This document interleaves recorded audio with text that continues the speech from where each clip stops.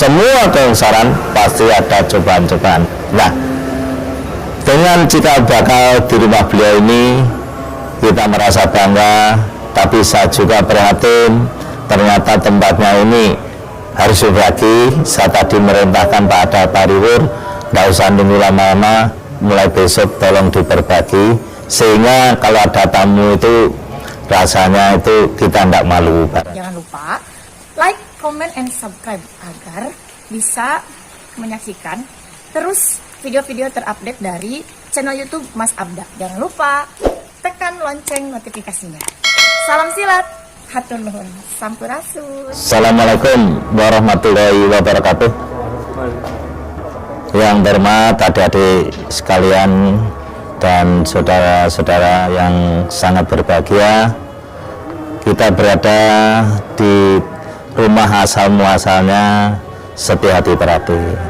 Tapi tidak baik kalau kita tidak berbicara bagaimana kok kena Esa Terapti secara begini. Esa Terapti yang semula bernama Setia Hati Pendak Sporokot, yang kemudian berubah nama menjadi Setia Hati Pemuda Sporokot. Ini didirikan oleh beliau Bapak Arjo Utomo pada tahun 1922 dan berkembang 1924 dan sampai sekarang. Siapa Arjo Utomo? Arjo Utomo adalah seorang patriotik, seorang perintis, dinamakan oleh pemerintah sebagai seorang perintis kemerdekaan, karena hidupnya beliau di zaman penjajahan, dan beliau ini sangat kuat, sangat katakan betul sekali dalam melawan penjajah Belanda. Sampai-sampai beliau bekerja itu selalu keluar karena keaktifannya melawan penjajah, sehingga beliau ini sering keluar masuk penjara. Mau di penjara selama akan dibuang ke Dipo tidak jadi, karena sudah menjalani di penjara itu sudah 3 tahun. Mulai tahun 25 terus beliau itu keluar masuk penjara, sehingga latihan-latihan Esa Terapti seringkali diteruskan oleh anak didiknya yang dikatakan pada saat itu ada teman-teman sahabat-sahabatnya. Itu kejadian itu. Nah, beliau ini tahun 38 sudah menderita sakit, ibaratnya sudah nggak bisa melatih, tapi anak didiknya, sahabatnya, temannya itu sangat setia dan meneruskan pendidikan itu. Tahun 42 waktu Jepang masuk, maka Esa Terapti disepakati di dalam katakan itu musyawarah bersama-sama kadang-kadang Esa Terapti kala itu, atas usul yang namanya Suratno Surangpati, tokoh Indonesia Muda, mengusulkan Esa PSC, Esa Pemuda Sporokot, dirubah namanya menjadi Setia Hati Terapti. Esa Terapti itu mulai tahun 53 setelah tidak peguyon, akhirnya menjadi organisasi persaudaraan. Jadi Esa Terapti itu bertumpu pada paseduluran. Ini terbukti waktu saya kecil di Surabaya ada Esa Terapti dipimpin oleh Pak Darsono Arjindro. Kemudian di Mojokerto ada Esa Terapti dipimpin Pak Wedono.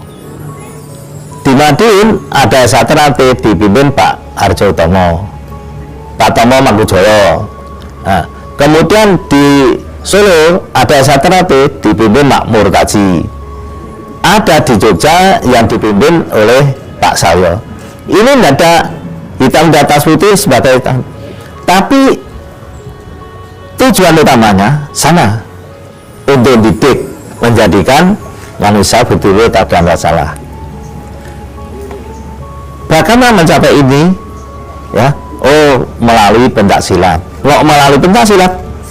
Ternyata pencaksilat indektif pendekar itu indektif orang yang selalu membela kaum yang lemah. Kalau penjajah melawan penjajah. Kalau gitu saya tarik baik. Loh, terus ilmunya apa? Ilmunya mengenal jati dirinya sendiri. Karena setelah mengenal jati dirinya sendiri, kita tidak akan sulit mengenal orang lain. Karena orang mengenal jati diri berarti harus mengakui kelebihan dan kekurangannya. Nah, berarti persaudaraan itu menjadi rangkaian antara satu cabang. Iya, hubungannya. Jadi saya dengan Surabaya, saya dengan Jakarta, saya merasa tidak lebih. Hanya ada rasa saling menghormati. Kelebihan bagaimana? Belum tentu. Yang Jakarta itu lebih rendah. Nah, itu keguruan. Kita bukan keguruan. Kita senang. Saudara Jakarta, saudara di Bandung lebih hebat, senang. Bedanya situ. Hubungannya yang benar persaudaraan. Lalu tenggang rasa, hormat menghormati, itu yang jadi. Pak, kembali ke rumah ini, bahwa harapan Bapak terhadap keluarga Setiahati ke depannya dengan apa? Adanya rumah ini, Pak. Harapan Bapak apa, Pak? Harapan saya pada saudara saya, tahu cikal bakalnya hanya seperti ini, maka rumah ini yang mau saya jadikan museumnya Satrate, sehingga saudara kami bisa mengaca. Lu kok iso dadi ngene, berarti ada perjuangan yang gigih bisa bintang. Dan bangunan yang sekarang ada di Satrate itu tidak ada melibatkan satu orang, dua orang dan minta bantuan dari pemerintah dan enggak. Itu murni dibiayai Satrate. Tapi bukan murni dibiayai oleh oknum Satrate. Enggak. Kok bisa? Nyatanya bisa. Ya alhamdulillah dulu-dulu Satrate bisa menyadari, memahami. Yang saya inginkan kerukunan, kebersamaan, lillahi ta'ala kalau bantu. Itu yang ada sih.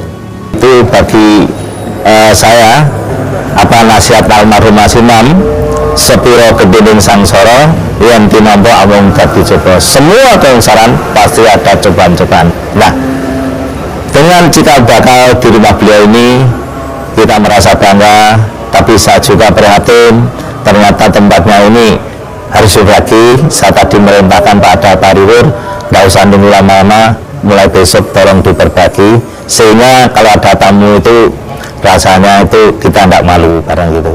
Nah, itulah sekelumit sejarah Satrate.